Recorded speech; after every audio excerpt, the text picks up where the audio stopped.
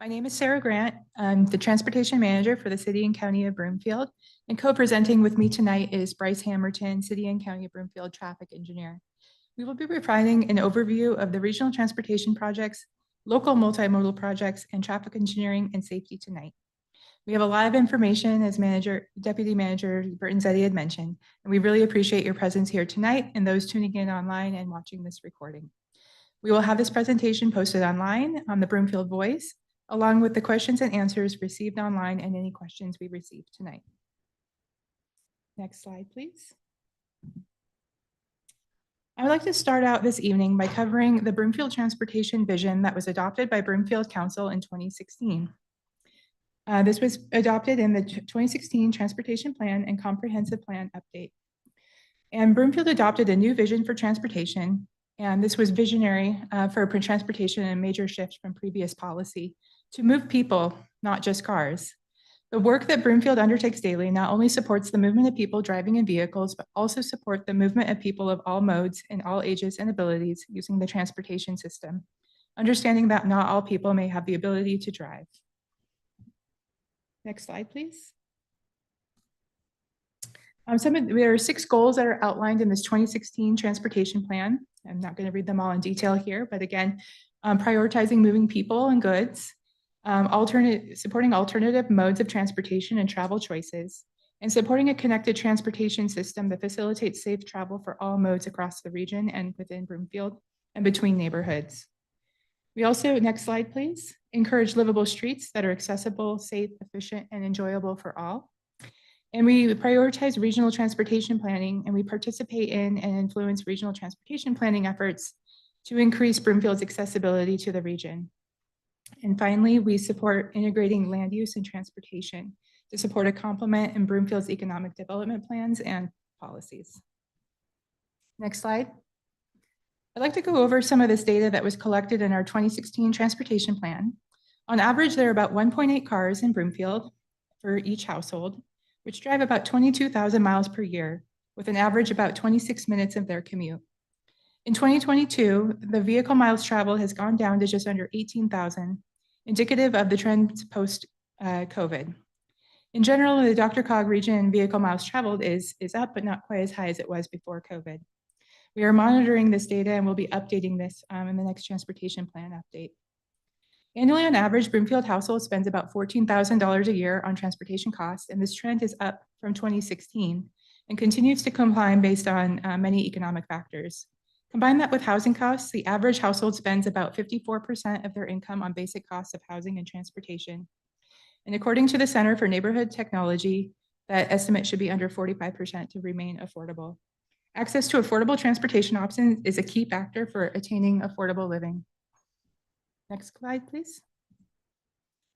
In November 24, Council provided direction to proceed with an update of the 2016 Comprehensive Plan and Transportation Mobility Plan.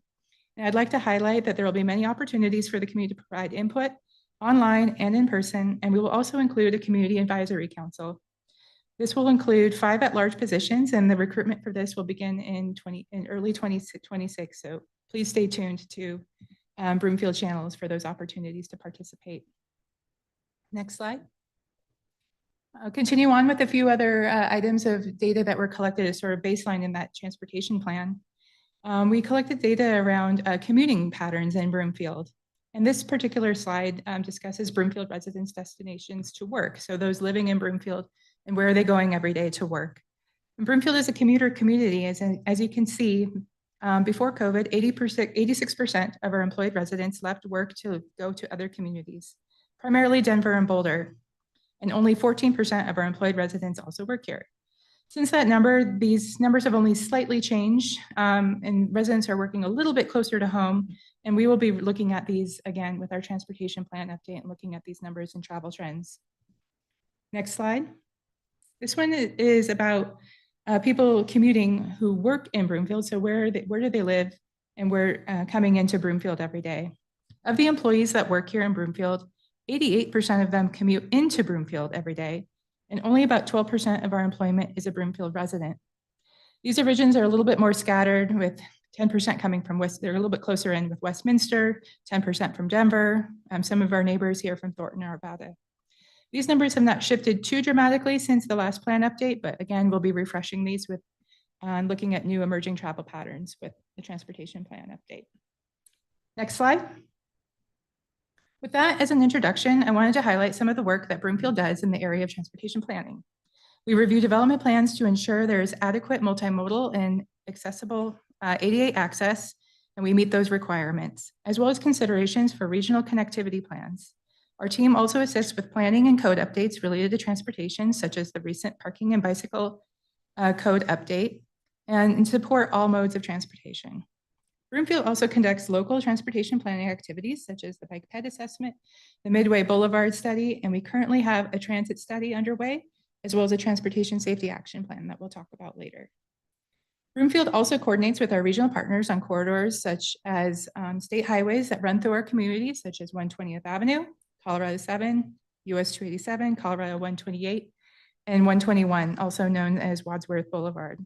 Staff work with RTD to keep up to date with RTD activities and advocate for Broomfield's residents' needs. We also work with DRCOG to ensure our regional priorities are included in regional transportation plans to compete for federal dollars. The transportation team also assists with capital project development, prioritization, as well as securing outside funding for transportation projects. Over the last several years, we've secured millions to support priority projects identified by the community and council. Our team also supports regional program efforts to encourage and support uses of multimodal travel options, such as Bike to Work Day, and have developed local programs such as the Flex Ride Zero Fare summer campaign that extends beyond the RTD campaign Zero Fare for Youth. And additionally, we also keep up to date with legislation and transportation. Next slide. So with all of that as a backdrop, there's a lot of movement of daily in and out of Broomfield for commuting, shopping, and recreation. Regional transportation is important to Broomfield residents and employees, shoppers, and visitors. Next slide. So I'll go over some of the key regional transportation corridors, starting with US 36. Broomfield has been working on US 36 as a multimodal vision for over 20 years. We work with our partners from Westminster to Boulder, with the US 36 Northwest mayors and commissioners. So their mayors have been meeting monthly for over 20 years to turn US 36 into what it is today, and they still continue to meet now. They also go annually to Washington, DC to lobby for federal funds, which those funds have been used to develop that corridor. Back to over 20 years ago, the corridor, we began studying it, and now it has come to life. The managed lanes, the bus rapid transit, a regional 18-mile bikeway, as well as a vision for transportation demand management programs to support all the modes of transportation. And while we were studying the US 36 corridor back in 2004, the voters approved fast tracks. And this included funding for US 36 bus rapid transit and Northwest Rail. The bus rapid transit launched in 2016, and in 2019, at the peak amount of passengers, we carried over 3.3 million riders on this particular service every year, far exceeding RTD's projections. And on Bike to Work Day, we saw over 1,200 cyclists along the bikeway in Broomfield. Service has since been reduced since COVID, and RTD has been gradually restoring that service over time. Right now, we're at about 40% of the daily trips that were originally there before COVID, and we are also seeing a mirroring of that ridership also at about 40%. As RTD increases capacity with their workforce to bring back service in areas where there is higher demand, this corridor is of high priority for Broomfield and our neighbors along the corridor. RTD restored last year a few trips on the express service, which has provided much relief to commuters boarding in Broomfield as the buses were very full without this service. So we're very happy to see that in progress. We also restored the service to Anschutz campus, a couple of trips a day, the FF5. And starting in 2 weeks, there will be the restoration of the Flatiron Flyer 4 service, which is service between Denver Civic Center and Boulder Junction. We have not had that direct access to transit to these locations since 2019. Next slide. So in the other part of fast tracks, the US 36 BRT was one of them. The other was Northwest Rail, approved by voters in 2004. This is Northwest Rail connecting commuters from Denver to Boulder and Longmont. RTD currently does not have the funds to complete the project until 2050, and in the interim, communities along the corridor, including Broomfield, have been encouraging RTD to develop a phased approach of implementation. including a peak service where few trains would run during the peak hour. This effort began with a commitment by RTD to commit to this study back in 2019. And the study was conducted over a few years from 2022 to 2024. Some might remember there was an open house that was hosted here in Broomfield in 2023. The goals of that study were to provide updated engineering plans and cost estimates and work with BNSF and design in a manner that would not preclude the future build out of Northwest Rail or Front Range Passenger Rail, which I'll talk about in a moment, as well as explore partnerships with local agencies and Front Range Rail. This study concluded in fall 2024, and information is online on the RTD website, rtd-denver.com, listed here, Projects Northwest Rail Peak Service Study.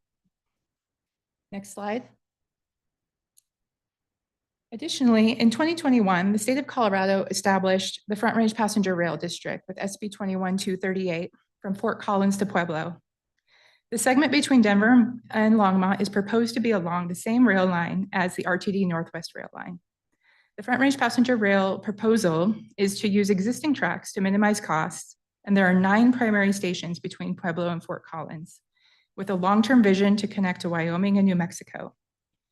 The district is targeting full service by 2035, and a key difference between this service and the Northwest RTD commuter rail is that it's much faster at 79 miles per hour maximum speed, with fewer stops, with an estimated travel time of 3 hours between Fort Collins and Pueblo. So it's an intercity service versus a commuter service. Next slide. So in summary, some of the recent activities around rail planning include the inclusion of Northwest Rail in the regional plans for funding.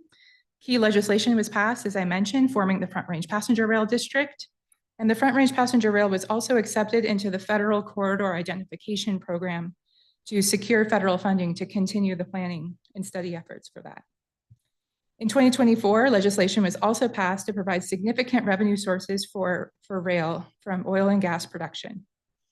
Currently, the state of Colorado is proposing a joint service rail solution as a hybrid of Northwest Rail and Front Range Passenger Rail, serving some stops that were proposed in the RTD Northwest Rail plan.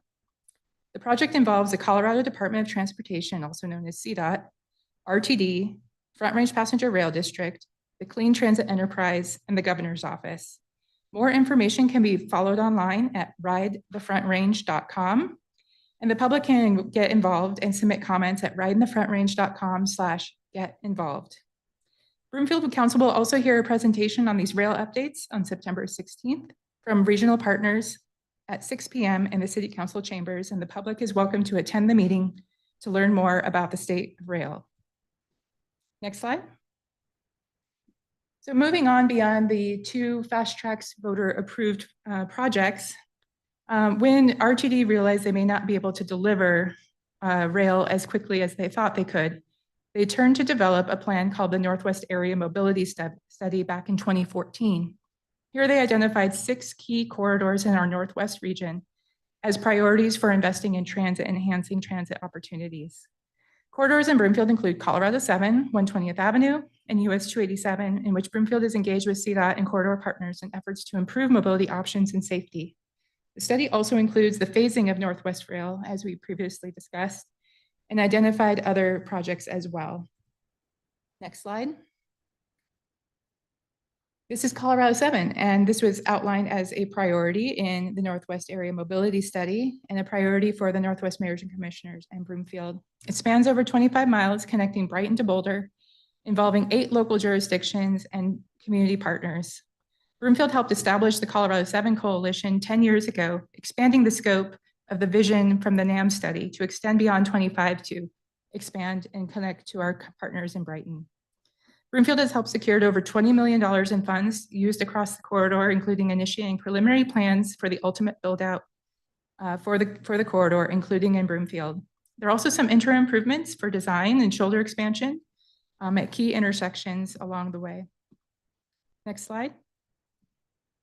Some quick stats here. We know Colorado 7 and the north area of Broomfield is fast growing and is fast growing for many other communities there along Colorado 7, with over 49,000 new residents are expected and 38,000 new jobs corridor wide between Brighton and Boulder. We expect an average of a 37% increase in traffic, especially on the eastern end. We may see higher increases in traffic over time with the growth. We also conducted a bus rapid transit feasibility study, and it did predict that bus rapid transit would be feasible and that around 8,000 to 10,000 boardings a day would be possible. For some context, in 2019, the Flatiron Flyer was around 12,000 to 13,000 passengers per day. So almost as much ridership that was adopted with the Flatiron Flyer. The corridor cost is upwards of $400 million, and we have secured tens of millions of dollars so far to get going on this work. Next slide. Some of the current efforts that are going on right now is the design and construction of an interim mobility hub at Colorado 7 I-25. We were able to secure funding in the last CDOT 10-year plan update with Broomfield and others' advocacy to prioritize investment here. These interim construction updates are actually in progress right now. If you swung by the interchange, there's a lot of activity going on in the Lark Ridge corner of the interchange. The construction will be complete probably around fall of next year, with service being able to open for transit along Colorado 7 and I-25. Additionally, partners have secured funding to start a transit service connecting Brighton to Boulder along I-25. And that will be anticipated to be about 30-minute headways to begin with. And we are currently looking for our vendor that will be providing that service. We hope that service will begin probably around this time next year. And that will connect to I-25 as well as stops along Colorado 7. Next slide. Just wanted to highlight really quick some of the other corridors I talked about with the Northwest Area Mobility Study. 120th Avenue, this was a top arterial identified for Broomfield, especially for pedestrian bicycle improvements in our ped bike assessment, which I'll talk a little bit more about in a bit. We completed a multimodal and safety study with grant funds. And we have since, once we completed that study, we also have subsequently applied for funding to create improvements along this section. And we also have been able to secure state funding for side path infill and transit access improvements. We just recently completed earlier this year. Sidewalk improvements, you may have noticed some of that construction earlier this year, and we were able to secure $2 million of state funding to complete those projects. Next slide. So now we've talked a lot about regional transportation connectivity, projects and collaborations. We wanted to highlight some of the work that we've done on local roadways. Next slide. After completion of the transportation plan in 2016, Broomfield initiated a pedestrian bicycle assessment to better understand the priorities and develop a pipeline of projects to support multimodal transportation. We worked to identify deficiencies and missing links. We gathered input from the public, and we developed a pedestrian bicycle network and a priority list of projects based on the input from community and data we collected. Next slide. What we heard from the community, this is one of our very earliest implementations of the Broomfield Voice page. And we received over 460 comments online and survey responses and map related comments. Items where people had the most concerns were related to access to and from the US 36 stations, wanting better pedestrian bicycle access to this civic area here, the Broomfield Town Square, and the county commons. Those were some of the top locations. Some key corridors that we heard from the public were a connection over the railroad between Midway and Hoyt and Industrial Lane. The other ones were included Industrial Lane itself, Midway Boulevard, Dillon Road, and 120th Avenue. And we'll go over in these next few slides some of the progress we've made on those. Next slide. So first and foremost, I'll talk about the first and final mile program access projects that we have been working on since 2019. And some of these were underway when we began the assessment, but we're very much aligned with what we heard from the community and what we were hearing from the public. We've completed a regional wayfinding signage on the US 36 bikeway, 18 miles between Westminster and Boulder. We also have completed a wayfinding signage plan for Broomfield, so providing that way to navigate around Broomfield. We had heard in that ped bike assessment, figuring out how to navigate the multimodal network of trails and bikeways was important to the community. Some capital projects I'll highlight, a project that we now know as Sheps Crossing, which is the bridge over the BNSF Railway between Industrial Lane and Midway, was completed. We've completed several underpasses bridges connecting trails. We have done connections to new connections to the US 36 bikeway through development and local roads. And let's go through some of these right now. Next slide. We also updated the US 36 bikeway. We realigned that through Vara Park, which is adjacent to the Flatiron Crossing. It was a very narrow segment there, 8 feet. We brought it up to that 12-foot standard to be consistent with the rest of the sections of the US 36 bikeway. Next slide. We've also done safety improvements at Legacy High School. We use grant funding to develop queue lanes as well as wider side paths and bike lanes. Nichols Street is another one that was identified as a route that did not have any bike lanes and had come up in our assessment. So we had implemented those as well as some new features such as bike boxes. Next slide. We also utilize complete streets elements in projects with projects that may not be necessarily pedestrian bicycle focused, but we want to make it a whole project. So here's a few highlights of some examples. In 2021, we were working on Zuni to develop the North Area Force Main project on Zuni between 136 and Midway. And in conjunction to that project, we were able to complete the widened side path to accommodate pedestrians and bicycles, as there's no room to add a bikeway. The importance of this is that we were able to work here and just lessen the disruption to the neighborhood for construction. We also completed intersections improvements a while back at Sheridan Lowell, but we noticed that there was an 800-foot gap of sidewalk missing. So we made sure that we included that as a conclusive project and not just focusing on the intersection itself. Next slide. We've also completed numerous infill where we have some small gaps here and there. This one was along US 287 at Blue Star Park, and there was a challenge at a culvert here. And this was identified as a priority in the ped bike assessment that we were able to get accomplished. Next slide. I mentioned industrial lane was identified as a top priority. Phase 1 was completed. We completed a side path along industrial lane connecting Sheps Crossing Bridge at the railroad all the way over to Nichols Street. And right now we will be undertaking construction of phase 2 going to the north or the west from Sheps Crossing to US 36 and Flatiron Station. We were able to secure here $2.6 million in grant funding to complete phase 2.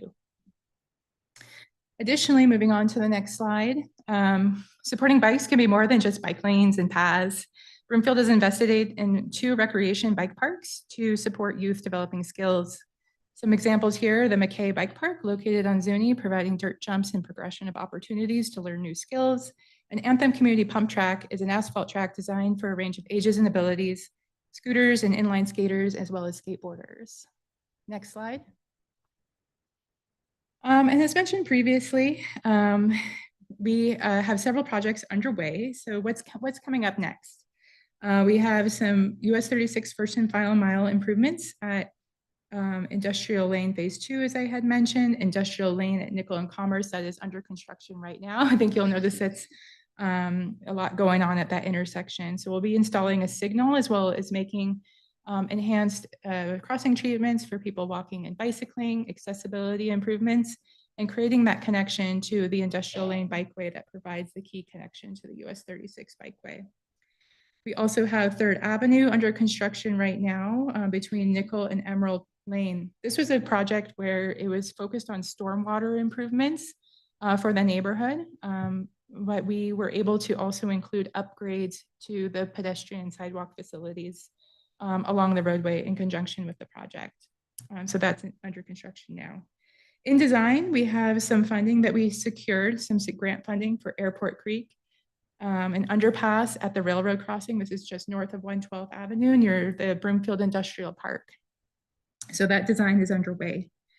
We also have some funding for 120th Avenue, which is that local street connection between Commerce and US 287, where we do not have any sidewalks or bike lanes. And so those improvements are in design right now, and we have funding to construct those. Next slide. The pedestrian bicycle assessment also provided context-sensitive toolbox of treatments that we can use to enhance cycling in Broomfield at intersections and conflict zones. Next slide. So we've been using this toolbox for the last several years, and we have improved over 31 miles of on-street bike facilities with more underway. This is our progress since our last transportation plan update. As you can see here, there's some new treatments here of buffered bike lanes, conflict markings, shared lane markings where there's no room to add a bike lane, but really enhance that connectivity for people bicycling, as well as bike boxes. Next slide. Similarly, since the 2016 plan, we've improved over 50 crossings with striping and infrastructure improvements such as flashing beacons, push buttons, and operational improvements. This is largely coordinated with Bryce's team by traffic and with Public Works. And we have also heard in the safety action plan that crossings and enhancing pedestrian treatments are very important to the community. And so we are currently working on a pedestrian crossing roadway guide for us to continue making these improvements. A few other things, next slide. Midway Boulevard was one that we heard in the pedestrian bicycle assessment. And it wasn't clear what kinds of walking and bicycling improvements and what the scope of projects would be. So Broomfield submitted with the support of the Broomfield Transportation Forum, which were comprised of members of council, to apply for grant funding to study this corridor to better understand what are the improvements we can make and what the community would like to see with this corridor. We received over 1,800 comments from the community, largely engaged positively with the project and gave us really valuable feedback. Next slide. Some key statistics about this corridor from the Ped Bike assessment. It was the first priority in the plan to create a lower stress corridor for people walking and bicycling. People felt like it was a very stressful place to walk and bike or try to cross the road. It was also the second highest local priority to improve the best pedestrian bicycle facilities and the third highest corridor for public comments that we received in the Ped Bike assessment. So the goals of that plan effort, that study effort, was to create a low stress corridor, increase compliance with posted speeds, and reduce the number of severity of crashes and integrate this plan with adjacent neighborhoods. Next slide. So progress on this, we have completed that study and we have applied for funding to complete the design and ultimately design out this entire corridor. So that effort will begin starting in 2026, and we'll be starting with an engagement process with the community to revisit the concepts that were identified with the public and further refine them as we move into the future. Next slide. As again, I mentioned the wayfinding was a priority that we had heard from the community. So we, with the support of the Transportation Forum and members of council, we submitted and secured a grant to develop a wayfinding plan. And we began that effort in 2020 with a public engagement effort to develop a new plan to navigate Broomfield walking and biking. We completed that plan, and since then are beginning to deploy that. And last year, we were able to implement the first leg of the wayfinding on the Lake Link Trail, and we have more plans coming up soon, and we're working on rolling that out year by year. Next slide. In addition to walking and bicycling, Broomfield works to improve public transit options by working with partners. First and foremost, City and County of Broomfield Senior Services runs a transit service called Easy Ride for older adults over 60 and adults 18 and over with a disability. The service is made available at no cost with support from the Denver Regional Council of Governments and Broomfield local funds. Right now, the service is supporting about 20,000 trips a year. In addition, RTD serves Broomfield with a Flex Ride service, as pictured here in the graphic. Is a curb-to-curb service available to all ages and abilities, and Broomfielders, this may be the only access to transit because we have very limited local route service in Broomfield. So it is available to anybody, all ages and abilities, and reservations can be made online via an app or giving the RTD a phone call. We've started some new programs to help highlight that this service is available to Broomfield back in 2018 with the Zero Fare Summer. And we also have worked with RTD to expand the service, expanding the service area seen here, the new North Broomfield Flex Ride service. And we are actually able recently to expand this service area, so we're pleased to do that. And we are continuing to monitor that. We are seeing significant increases in ridership. 2 years ago, a 26% increase in ridership. And last year, we saw another 17% jump in ridership. So this is a service that is being well utilized with over 32,000 trips last year. Next slide. We also leverage our state partners and resources to increase access to transit for Broomfielders.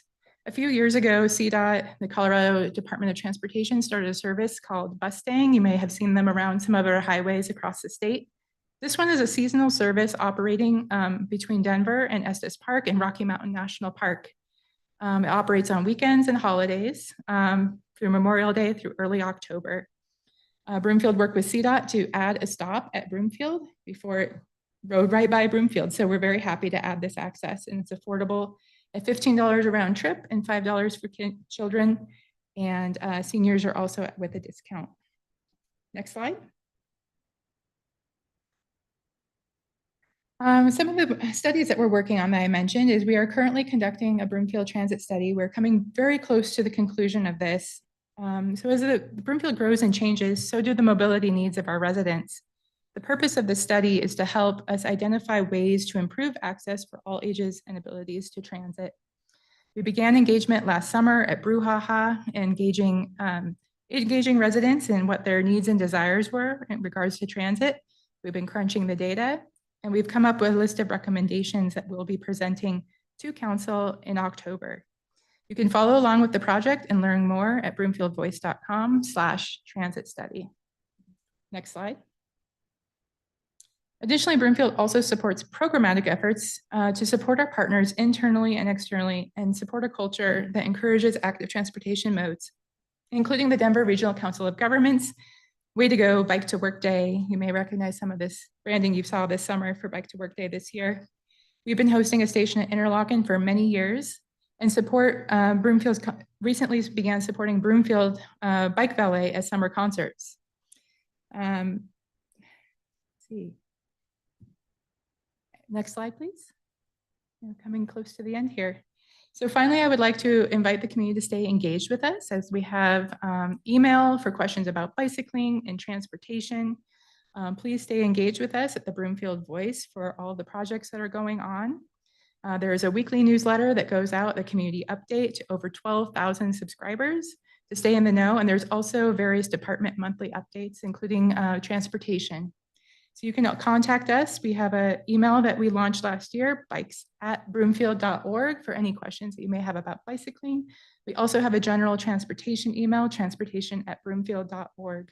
And Bryce will talk a little later about how to get in touch with our traffic group here. But here's a couple QR codes to stay engaged with us on the Broomfield Voice or sign up to our Be in the Loops.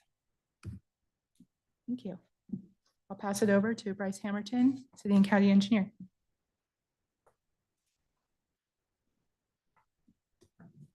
Thanks.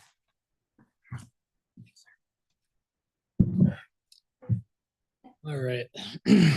Thank you, Sarah, for that presentation. And my name is Bryce Hammerton, Broomfield's traffic engineer. And we're going to be talking about traffic engineering. The agenda today includes a summary, discussion on traffic signals, traffic mitigation, data mapping, and an update on our transportation safety action plan. Next slide. So this is just going to be a brief presentation, so definitely feel free to follow up with us anytime if you have further questions. To start, what is traffic engineering? Traffic engineering is engineering that involves or impacts traffic on roadways to improve safety and efficiency. We review all signing and striping being placed as part of roadway plans, or we coordinate any signing and striping changes with other staff. We set signal timing plans for all of our signalized intersections. These plans can include things like left turn phasing, pedestrian crossing time, or coordination. And we organize data collection for traffic volumes, speeds, and crashes. And then all developments require if you go to the next slide there. All developments require a traffic study to document impacts to surrounding intersections and roadways. So for example, many developments have turn lanes, and this determination is made as part of that traffic study review. We review traffic control plans that are required for construction projects. So for example, in 2022, we reviewed 308 public-private improvement permits and 50 street closure permits, most of which included traffic control plans. And then the two most requested items that we hear about, we're going to go into more detail in future slides. So that being traffic signals and traffic mitigation.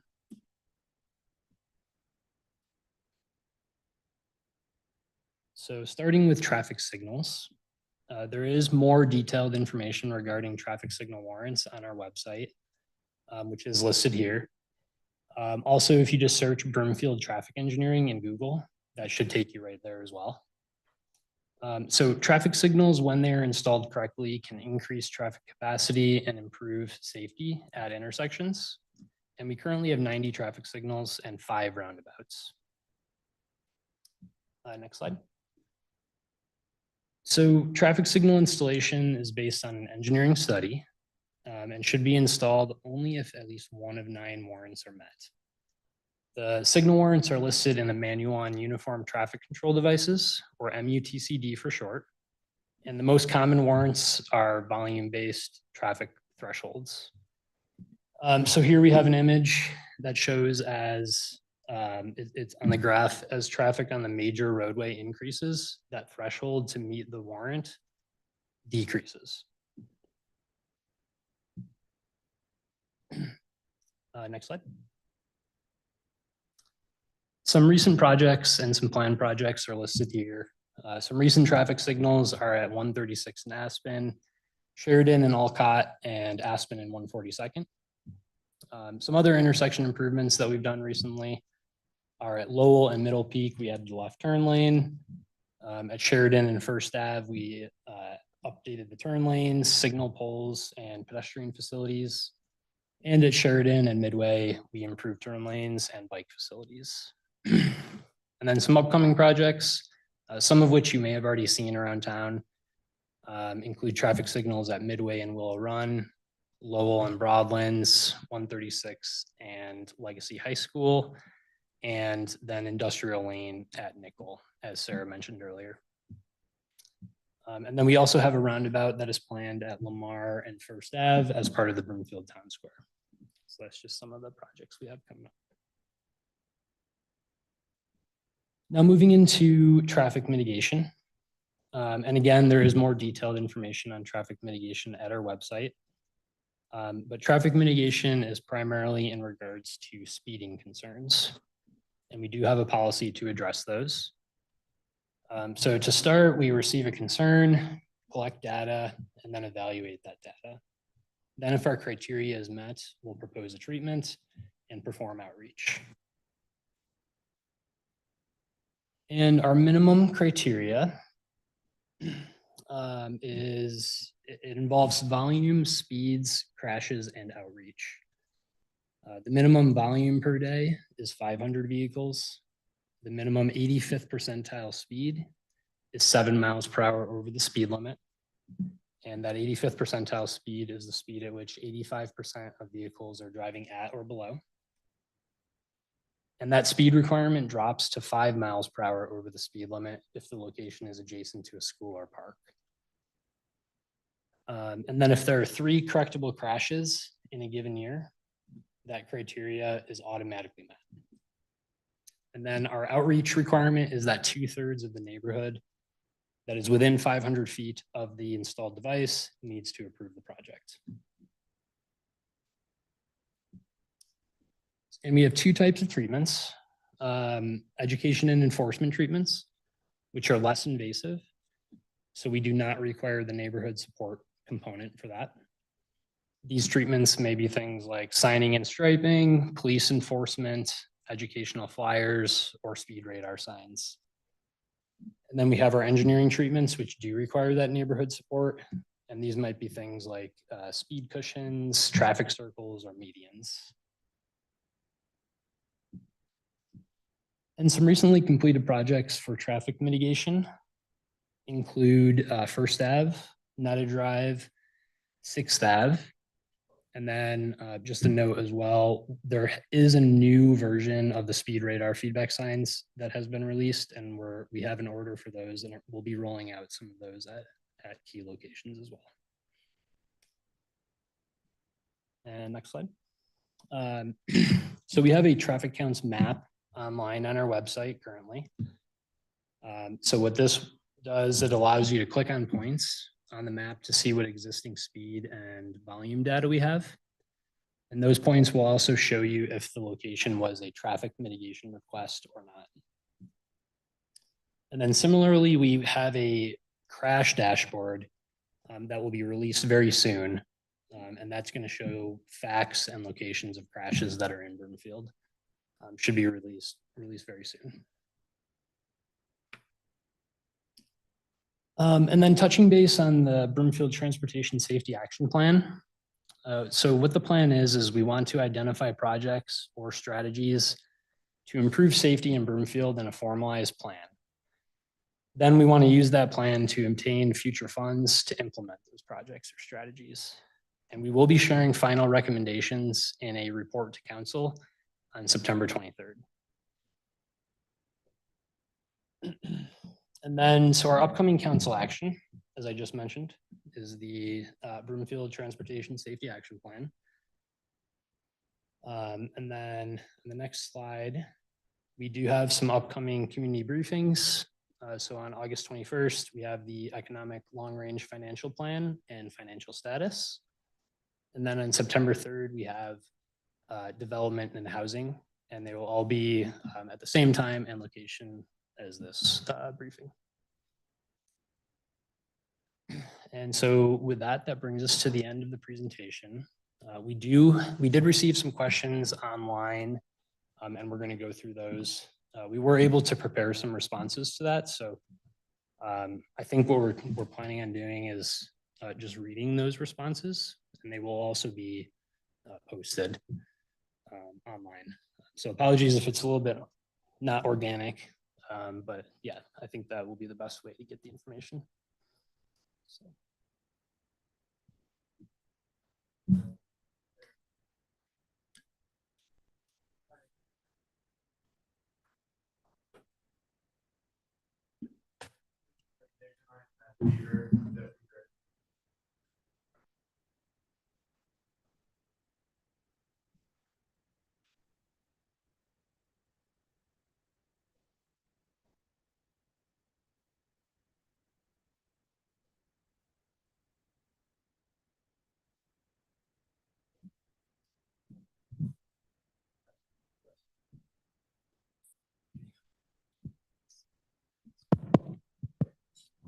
Check, check, check. My name is Matthew Deaver. I'm Deputy Director of Community Development. As Bryce mentioned, we received a couple of questions online, so I will read the questions and Bryce and Sarah will help answer them. First one's long, so my apologies. I do not understand how the traffic lights on some of the original Broomfield streets, Lowell, Sheridan, Main, Midway, 136th and 144th synchronized. Driving any speed close to the speed limit on these streets, even when there is not traffic, will force a driver to stop at almost every light. When traveling east on Main, even when stopping at Sheridan and Lowell, if one single vehicle on Hazel Street pulls up to the light and turns red either direction, the light will turn red for the entire pack traveling east on Midway, even though there is no vehicle on Hazel at Midway. This is a similar occurrence on Main Street and on Lowell. Seems very odd that the traffic lights on these streets, as short as they are, can't be synchronized. Why does a single pedestrian crossing Main Street on the park trail get to stop traffic for more than a dozen cars rather than waiting for the normal traffic flow to get to the cross signal, like at 120th? Why are residents responsible for quality control of this system? Okay. So yeah, and apologies again, this is an even longer response than the question. So Broomfield coordinates all of our Broomfield owned major roadways and schedules them in a traffic modeling program. It's called Synchro. The optimal coordination and timing may not be perfect for each individual vehicle as it takes into account cross traffic, directional traffic, number of stops, and delay. So for example, on Lowell Boulevard, there's a lot of cross traffic at Midway Boulevard, and there's not as much at Westlake. So naturally, there will be a little bit of additional delay at Midway, for example. And another example is on 144th, where eastbound has much more traffic in the morning period than westbound. So we have eastbound coordinated, and westbound may not be as optimized as eastbound in that case. And Broomfield is actively looking to increase efficiency with technology. So staff is evaluating options for adaptive signal timings, which set signal timings based on live traffic. We currently have a project out to bid to pilot this technology. And additionally, Broomfield is working to add fiber network to help improve signal coordination. Many of our signals are still on radio communications, which can lose communication, occasionally causing the signal timings to drift a little bit out of synchronization when that happens. And the Midway Boulevard at Hazel Street signal timing will be updated shortly. It will be coordinated with the new traffic signal that is being installed at Midway and Willow Run / Elm. And this signal coordination update will guarantee a certain amount of time for Midway before it changes to Hazel Street, and will also be connected to fiber. If there are specific concerns at other locations, like along Main Street or Lowell Boulevard, definitely please reach out to us, and we are happy to review that and make sure that it is running in coordination. Additionally, Broomfield will review the minimum timing to Main Street at the pedestrian signal, or add that signal to the coordinated corridor along Main. Thanks, Bryce. Second question. It's been a few years since there was an event at BCC for a commuter train that would come through Broomfield with a stop at Flatiron Station.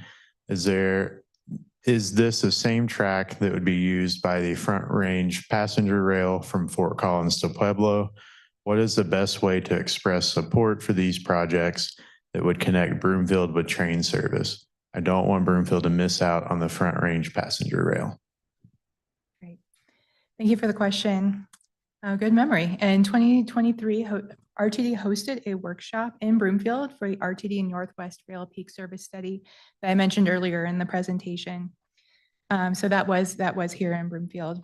In 2021, the state of Colorado established the Front Range Passenger Rail District through legislation SB 21-238 from Fort Collins to Pueblo. The segment between Denver and Longmont is proposed to be along the same rail line as the RTD Northwest Rail Line. Currently, the state of Colorado is proposing a joint service rail solution as a hybrid of Northwest Rail and Front Range Passenger Rail, serving some of the stops that are proposed for Northwest Rail. The project involves the Colorado Department of Transportation, the Regional Transportation District, which is RTD, the Front Range Passenger Rail District, which is FRPR, and the Clean Transit Enterprise, as well as the Governor's Office. The public can submit comments at ridethefrontrange.com/get-involved. The Broomfield Council will hear a presentation on rail updates on September 16th here at the City Council chambers, and public is welcome to attend that meeting and learn more about the current status of rail. Thanks, Sarah. Next question. What are the key metrics that Broomfield transportation staff track? What are the goal numbers for these metrics? Where does Broomfield transportation staff publish these numbers to the community? And what progress can you point to over the last 5 years in your key metrics? Yep, we can talk about a few of our metrics here, starting with crashes. The Broomfield Transportation Safety Action Plan, which is in development with public input and will be presented to council, as we mentioned, for consideration of adoption. The proposed goal of that plan is to eliminate fatal crashes by 2040 and severe injury crashes by 2045 on Broomfield-owned roadways, with an eventual goal of 0 on CDOT-owned roadways within Broomfield. Over the last 5 years, Broomfield crashes have remained relatively constant, even with the growing population. Historically, Broomfield has posted our crash data online as a PDF. However, with our development of the public-facing dashboard that will be posted shortly, that is going to replace the PDF version that we've been doing. Additionally, with Broomfield Safety Action Plan, part of the requirements of that project is to identify a tracking method. So each year, we're going to be monitoring data points year over year on that statistic and posting it as an update as part of an annual plan update. And then, as I mentioned, the Broomfield Crash Dashboard is going to be on our website shortly. And then there's also the option to find crash data for Broomfield and the Denver region on the Denver Regional Council of Governments, DRCOG website. One of our other metrics is traffic counts and speed data. And as I mentioned, that data is now available on our website via the map.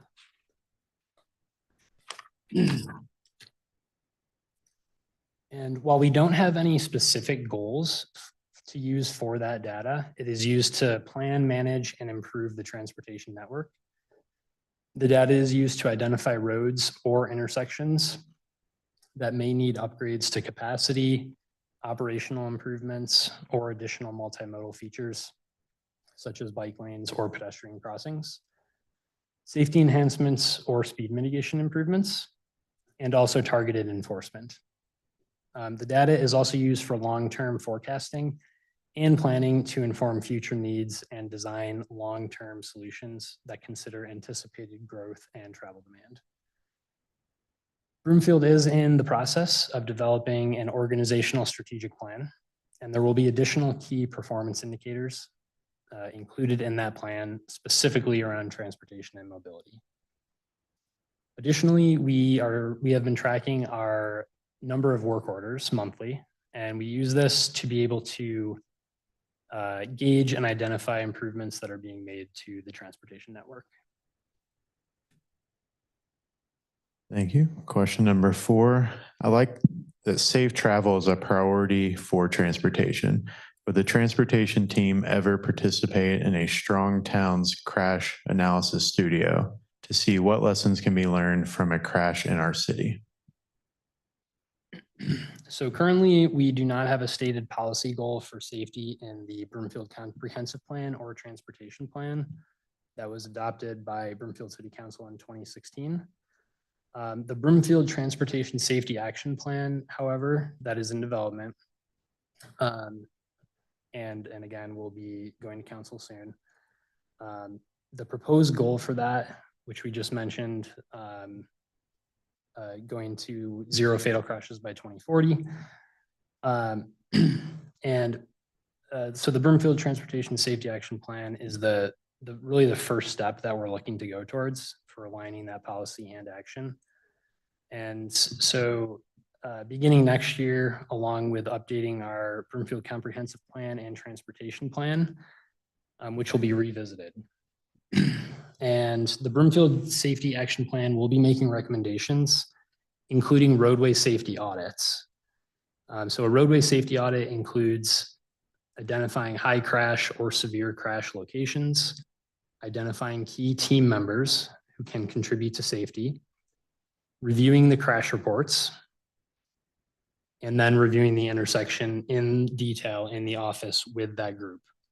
And then the audit also includes conducting a site visit for observation of the intersection or location. And finally, making recommendations for improvement. So this method of road safety audits is what is being recommended in that Broomfield Transportation Safety Action Plan. And we did perform some of those road safety audits while going through that plan process. Thank you. My next door is full of people talking about speeding drivers in Broomfield. Narrowing the width of vehicle travel lanes is an effective method of traffic calming. Where in Broomfield are we moving toward a standard 10-foot lane width to control driver's speed? If not, why not?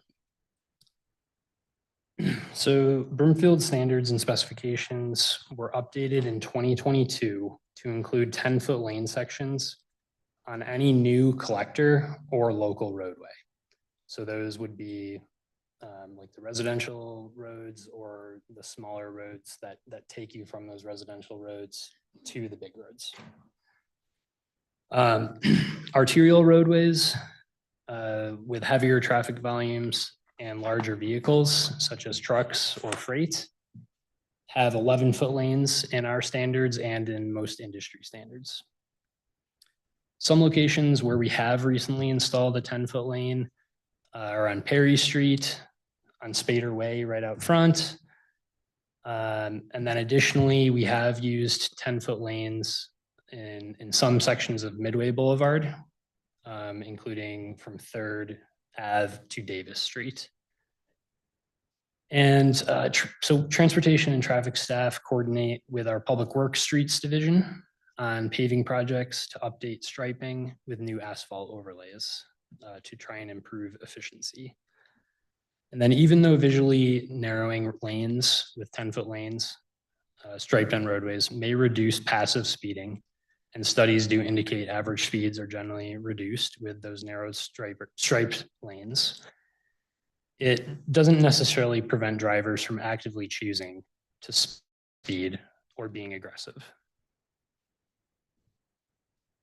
Next question is, what happened to the improvement and widening project for Huron Street? A survey for the project was conducted over a year ago. Great, thank you for the question. And again, good memory. This project was developed at the request of residents and neighbors along Huron Street to better understand the potential impacts of the road widening in the future as travel demand increases and is anticipated to have this change to the roadway. We worked to gather public input for solutions for this roadway. And the goals of the project were to complete an alternatives analysis that will provide integrated, safe, and efficient multimodal transportation options for all users of the corridor, to provide future improvements that are consistent with past planning efforts and tie into existing facilities. We also sought input from the local community and stakeholders to provide transportation solutions to serve community needs and respect property ownership along the corridor to the greatest extent possible. We held workshops where we invited the residents and we had great engaging conversations with them about alternatives and design solutions. Another goal was to avoid future negative environmental impacts to the greatest extent possible and propose mitigation strategies where necessary. And finally, to develop a prioritized list of recommended improvements and cost estimates for discrete project elements that will help the city and county of Broomfield plan for the future corridor improvements in the capital improvement program. At the outset of the project, it was communicated to residents in the community that this project is not funded at this time and will be considered for implementation once traffic levels warrant the investment to increase capacity. Again, this project was completed at the request of the residents to better understand what the future of Huron might look like for them. So we wanted to engage in those conversations early on with them. You can find the archive project at thebroomfieldvoice.com/Huron Street widening. Thank you. Thank you, Sarah. What is the status of Vision Zero? So yeah, we just wanted to reference for this question again that we will be addressing that as part of the Broomfield Transportation Safety Action Plan, which is going to council on the 23rd. Thanks. Has there been any progress in developing a plan to address speeding on Broadlands Drive between Lowell Boulevard and Sharon Drive? We are concerned with that traffic volumes and speeding will increase when the traffic signal is activated on Lowell Boulevard, and the city data already shows that drivers are speeding. So we are considering a couple of options for that section, including striping 10-foot lanes or potentially a raised crosswalk if approved by the fire district. And we would expect those improvements to be completed in that area in 2026. Thanks. There seems to be a lot of red light running in Broomfield and the surrounding area. Has the city reviewed the signal timing for the clearance intervals, yellow plus all red, Or has city staff discussed working with the police to try to do enforcement at the intersections with high numbers of red light running related crashes? So we are reviewing yellow and all red times and updating them per the latest formulas. The one that we use is from the Institute of Transportation Engineers. And if there is a concern at a specific location though, definitely let us know and we can review that and get that updated. Oh, and yep, sorry. The contact for traffic engineering is just traffic-engineering@broomfield.org. Thank you. The next, Oh, yep, sorry. And then the next part of the question, Broomfield Traffic Engineering and Police staff meet regularly and discuss traffic and enforcement concerns, including specific locations for targeted enforcement. Additionally, a great way to coordinate with the police department directly is to contact their non-emergency line, which is 303-438-6400. And then Broomfield currently does not use red light cameras for automated enforcement, but it may be considered in the future if the Broomfield City Council provides direction and the budget for that in the future. thank you. This next question's a little bit longer. Has a traffic signal been considered on Midway near the Willow Park neighborhood just east of Sheridan Boulevard? With the volume and speed of traffic, as well as the trees and landscaping in the median blocking the view, it has become increasingly dangerous to exit the Willow Park neighborhood. Speeding vehicles also make this area more dangerous to pedestrians crossing the street to access Broomfield County Commons Park. While I realize there are signs to stop for pedestrian crossings, I have witnessed vehicles being rear-ended while stopping for pedestrians. Broomfield continually monitors and uses traffic count data to evaluate the appropriate traffic control. And we follow the Manual on Uniform Traffic Control Devices, which sets national standards for determining the need for a traffic signal. The intersection of Midway Boulevard and Willow Run / Elm Lane met traffic warrants for the installation of a traffic signal in 2022. Then we submitted a capital project request for funding to design and construct that signal in 2023, in spring 2023. And then the project was approved by Broomfield Council in October 2023.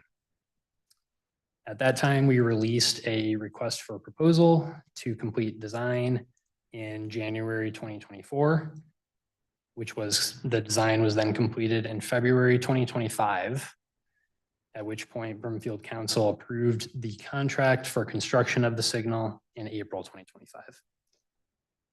So just a little, that's a little background of our timing from request to project. The construction is currently underway this month and is expected to be completed later this fall.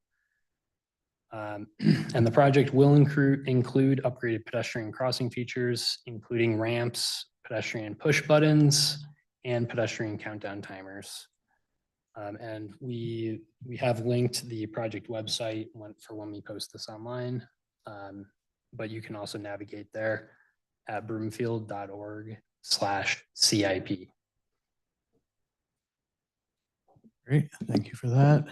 With the continued growth in Broomfield and more high density housing, how do you plan on supporting an increase in the number of vehicles on our roads? Great. Thank you for the question. Broomfield requires developers to submit detailed traffic reports planning 20 years into the future. These traffic reports use industry traffic engineering standards to estimate the number of vehicles based on the type and size of development. The traffic modeling data is then used to plan the roadway geometry and capacity. Additionally, Broomfield requires developers to make public improvements to support walking and bicycling, as well as support on-site circulation and access to the public right-of-way for pedestrians, and requires bike parking. Broomfield also supports increasing access to the public transit as an engaged partner with RTD to advocate for increased transit for Broomfield residents. And finally, as noted in the presentation, Broomfield will be updating the transportation plan starting next year. And the update will support transportation infrastructure planning for capacity for arterial and connector roadways based on the updated land use map. Whether residents like growth or not, it is in fact Broomfield has to grow to remain economically healthy. With fixed borders, this means more infill development and more density now or eventually. Most of the NIMBY opposition I see to developments always comes back to private vehicle traffic. Existing residents are vocally opposed to more traffic congestion. The streets becoming louder and more dangerous, drivers speeding through their neighborhoods, worse air quality, and pollution concerns.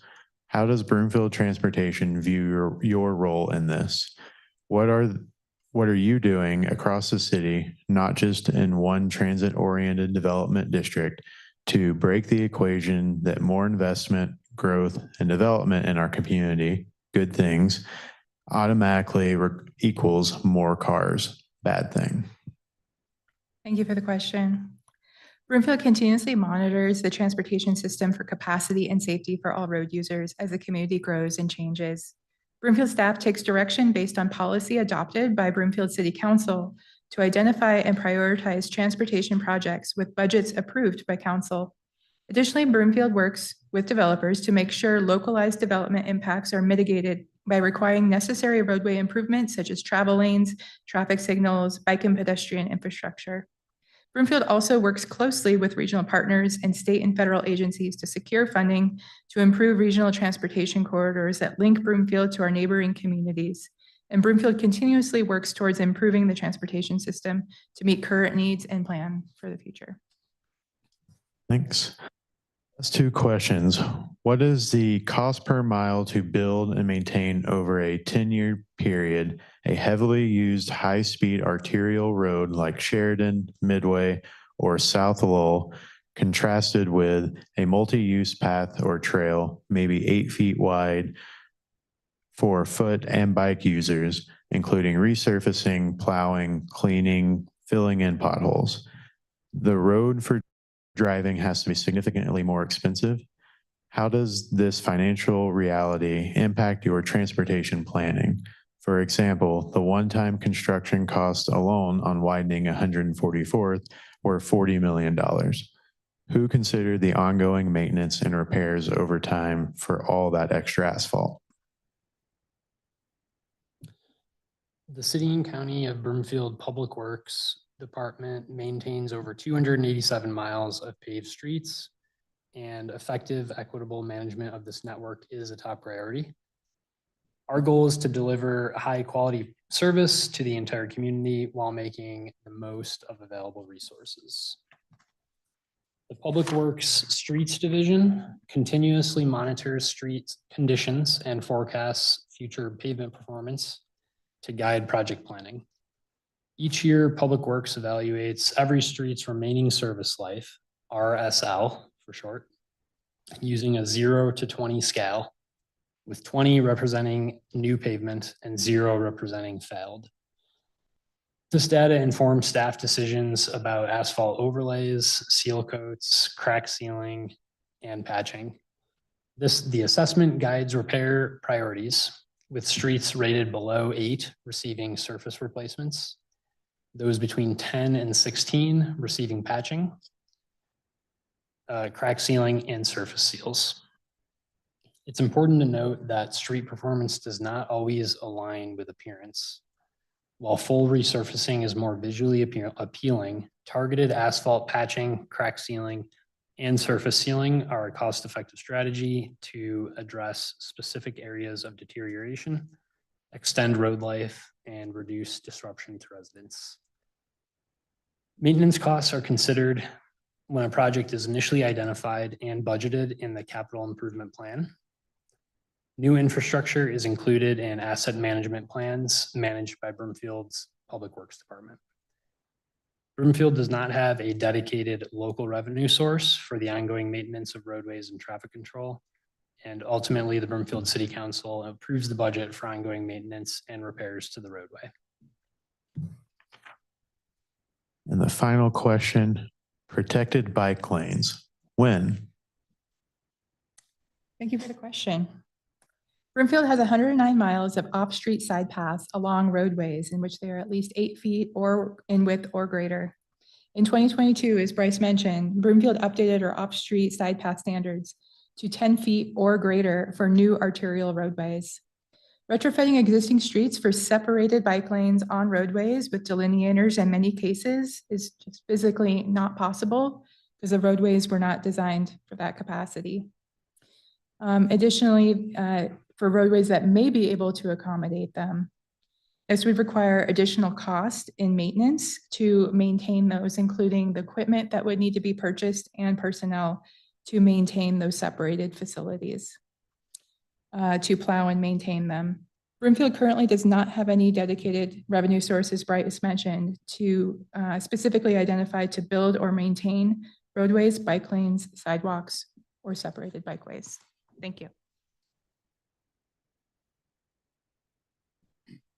So that was all of our questions that we received before. And so now we can have a live Q&A if anybody else has any questions. Bring a mic around. My name is Andrea Brandes. I'm a resident of Broomfield and also a member of the National Federation of the Blind, specifically of the Colorado affiliate. So my question is, Karen Banker is the RTD representative of the RTD board of Broomfield.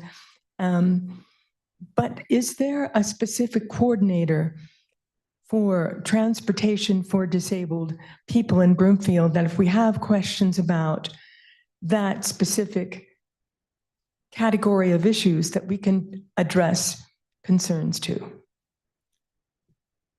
Well, I will say either Sarah or I could definitely help you if you reach out to either of us.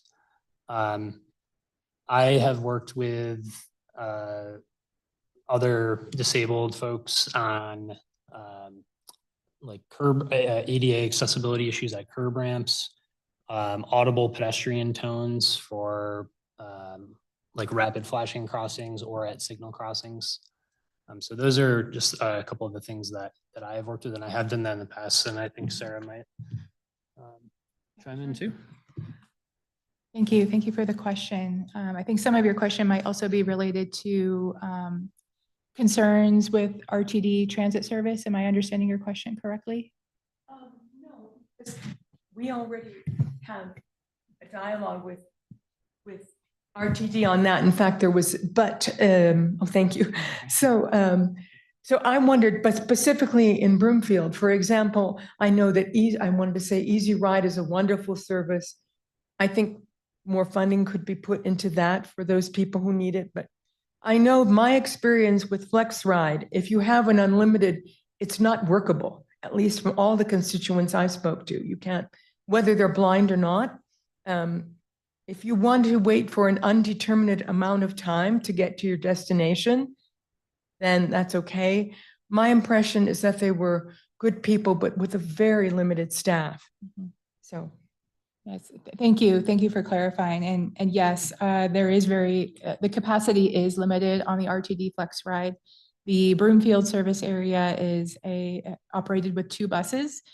We've been advocating for about 6 or 7 years now to have a 3rd bus on the Flex Ride service. We're continuing to advocate with RTD. They are monitoring it closely. I do understand that RTD staff has requested a 3rd bus within service planning.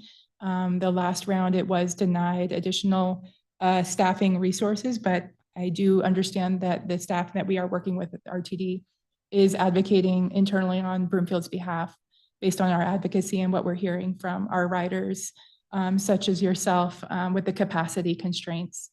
Additionally, the transit study with the Broomfield transit study that is underway right now that we presented to council in October is making recommendations to increase the capacity on the Flex Ride service, including additional hours, service span, and increased bus service for our residents. So I appreciate that feedback. And you're more than welcome to reach out to staff here at Broomfield. If you have any specific concerns about RTD transit services, we do meet with them on a very regular basis.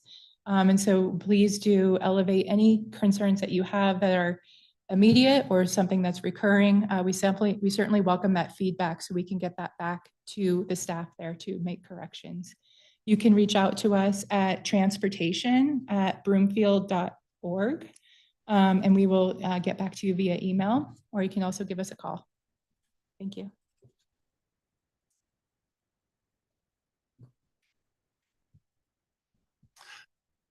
Larry Hardwin, Red Leaf neighborhood.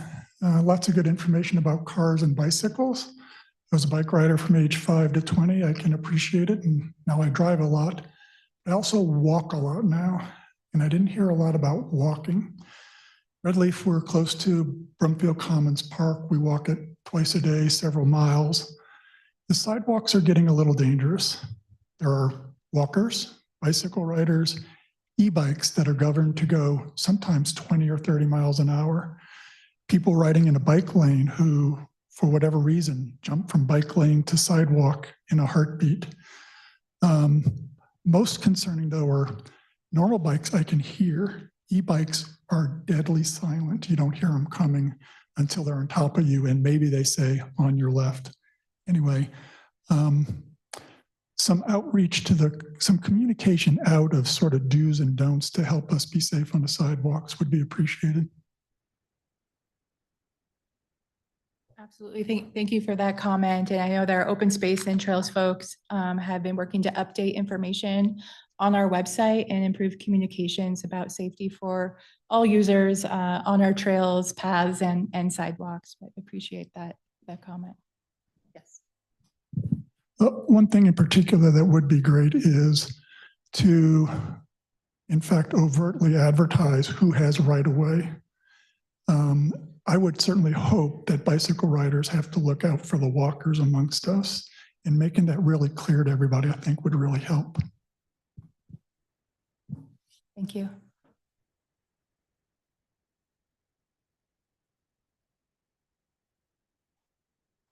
Any other questions?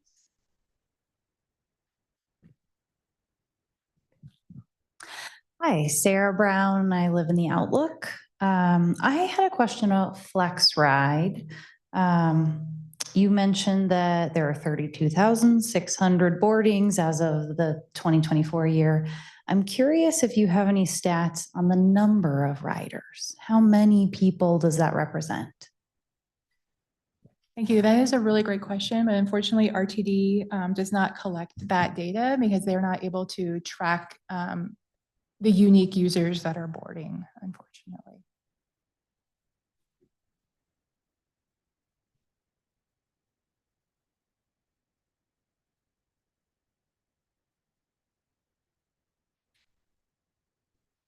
If there's no other questions, again, Anna Bertanzetti with the City Manager's Office. I just wanted to say thank you again for coming this evening. Sarah and Bryce have mentioned there's a few different ways to get a hold of us. If you think of a question after the fact, you're welcome to send it our way. We'll be posting the presentation as well as the Q&A online on the Broomfield Voice page. And then we have 2 more community briefings coming up. So if you're interested in I think the first one is the economic and fiscal update. That'll be on Thursday, August 21st.